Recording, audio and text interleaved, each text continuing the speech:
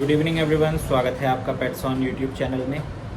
आज से मैं एक वीडियोस की नई एक सीरीज़ जो है वो शुरू करने जा रहा हूँ, जिसमें हम 3 से 5 मिनट के छोटे छोटे वीडियोस बनाएंगे और इन वीडियोस में जो भी टॉपिक्स डिस्कस किए जाएंगे उन टॉपिक्स को जो है Q&A के फॉर्म में डिस्कस किया जाएगा, ताकि जो भी आम लोग हैं या फिर जो भी पेट पेरेंट्स हैं उनके लिए भी ये बातें समझना काफ़ी आसान हो सके।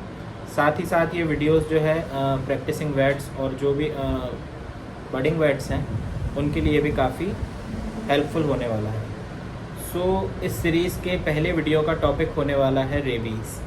इसके बारे में कुछ भी Q&A शुरू करने से पहले मैं रेबीज़ के बारे में एक आपको फैक्ट जो है वो आपके सामने रखना चाहता हूँ कि WHO का एक डाटा है जिसके अकॉर्डिंग वर्ल्ड वाइड हर साल अराउंड 55,000 से 1 लाख डेथ्स होती हैं रेबीज़ के कारण। यानी कि अगर इसको आसान भाषा में कहा जाए तो दुनिया में हर 10 मिनट में एक इंसान की मौत होती है रेबीज़ के कारण। इस सीरीज़ का पहला क्वेश्चन होने वाला है कि अगर आपको कोई डॉग काट लेता है तो क्या अब आपको रेबीज़ हो सकता है? तो इसका आंसर है कि अगर आपको सिर्फ रैबिट डॉग काटता है, यानी कि रेबीज़ से इन्फेक्टेड डॉग काटता है, तो ही आपको रेबीज़ हो सकता है। मैंने ऐसा नहीं कहा कि रेबीज़ होगा ही। इसके पीछे का जो भी रीज़न है वो आगे आने वाले Q&A में आपको बताया जाएगा। सेकंड क्वेश्चन होने वाला है कि कई बार आपने देखा होगा कि आपका जो डॉग है एकदम नॉर्मल है और वो आपको बाइट करता है। तो जब भी आप वेट के पास जाते हैं तो वो आपको एक बात कहते हैं कि आप जो है अपने डॉग को 10 दिन तक ऑब्ज़र्व कीजिए। तो वो ऐसा क्यों कहते हैं? अगर आपका डॉग एकदम नॉर्मल है, उसने आपको काटा है, तो फिर वो ऐसा क्यों कहते हैं कि आप इसको कम से कम 10 दिन तक ऑब्ज़र्व कीजिए? ऐसा इसलिए कहा जाता है क्योंकि रेबीज़ का जो वायरस है वो उसके सलाइवरी ग्लैंड में अराउंड 2 से 5 दिन पहले भी आ सकता है उस डॉग में सिम्टम्स आने से। यानी कि उस डॉग में सिम्टम्स आने से 2 से 5 दिन पहले भी कई बार जो वायरस है उसकी सलाइवरी ग्लैंड्स में आ जाता है। तो इसीलिए आपको ये सलाह दी जाती है कि अगर आपको कोई डॉग काटता है तो आप उस डॉग को 10 दिन के ऑब्जर्वेशन पीरियड में रखिए।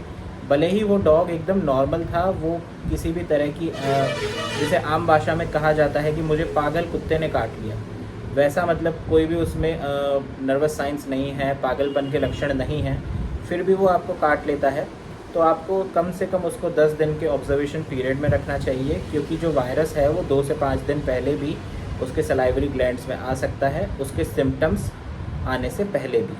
नेक्स्ट क्वेश्चन होने वाला है कि मैंने एक केस देखा था एक गांव में, जहां पे एक रैबिट डॉग ने, यानी कि रेबीज से इन्फेक्टेड डॉग ने अराउंड 12 कैटल्स को बाइट किया था, जिसमें से 11 कैटल्स की डेथ हो गई थी और एक कैटल बच गई थी। अब ये कैसे हुआ? अपन तो कहते हैं कि अगर कोई रैबिट डॉग किसी को काट लेता है या फिर रेबीज़ में जो है मॉर्टेलिटी यानी कि जान जाना लगभग तय होता है, तो फिर एक कैटल की जान कैसे बच गई? तो इसके पीछे का रीज़न ये है कि सलाइवरी ग्लैंड्स में जो रेबीज़ वायरस है वो इंटरमिटेंट फॉर्म में आता है। इंटरमिटेंट फॉर्म का मतलब है कि वो कुछ टाइम तक उस सलाइवरी ग्लैंड्स में रहता है और कुछ टाइम तक वो सलाइवरी ग्लैंड्स में नहीं रहता है और फिर वो दोबारा उन सलाइवरी ग्लैंड्स में आता है। तो हो सकता है कि उसने उस कैटल को तब बाइट किया हो जब उस डॉग के सलाइवरी ग्लैंड्स में रेबीज़ वायरस ना हो। नेक्स्ट क्वेश्चन है कि अगर कोई रैबिट डॉग किसी एनिमल या ह्यूमन को बाइट करता है तो कितने दिनों के बाद जो है रेबीज़ वायरस उस एनिमल या ह्यूमन के ब्लड में आता है? तो देखिए, रेबीज़ का जो वायरस है वो एक न्यूरोट्रॉपिक वायरस है, यानी कि वो नर्व्स के थ्रू ट्रैवल करता है। रेबीज़ का वायरस कभी भी एनिमल के ब्लड में नहीं आता है। जब भी कोई डॉग या कोई एनिमल जो है किसी दूसरे ह्यूमन या एनिमल को बाइट करता है तो सबसे पहले रेबीज़ का जो वायरस है वो मसल्स में मल्टीप्लाई करता है और फिर मसल्स के थ्रू वो आगे की साइड बढ़ते हुए स्पिंडल्स और जो भी नर्व एंड प्लेट्स हैं उनके थ्रू आगे बढ़ते हुए, नर्व्स के थ्रू आगे की साइड बढ़ते हुए स्पाइनल कॉर्ड और ब्रेन में जाता है, जहाँ पे फिर वो एंसेफेलाइटिस कॉज करता है और रेबीज़ के सिम्टम्स कॉज करता है। तो इस तरह से रेबीज़ का जो वायरस है वो कभी भी ब्लड में नहीं आता है। वो एक न्यूरोट्रॉपिक वायरस है और ब्रेन को इन्फेक्ट करने के बाद जब रेबीज़ वायरस जो है सलाइवरी ग्लैंड्स में जाता है, उस दौरान भी रेबीज़ वायरस जो है नर्व्स के थ्रू भी ट्रैवल करता है, उस दौरान भी वो कभी भी ब्लड में नहीं आता है।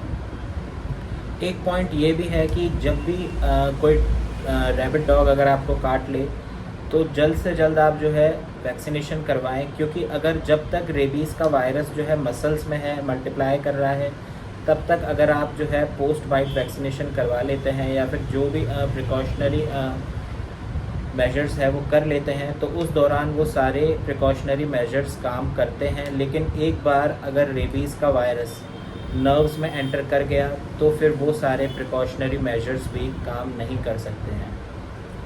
सो आई होप आपको ये वीडियो पसंद आया होगा। अगर आप इसी तरह के और Q&A सेशंस चाहते हैं तो प्लीज़ इस वीडियो को लाइक कीजिए, मेरे चैनल को सब्सक्राइब कीजिए और ज़्यादा से ज़्यादा इस वीडियो को शेयर कीजिए। Thank you.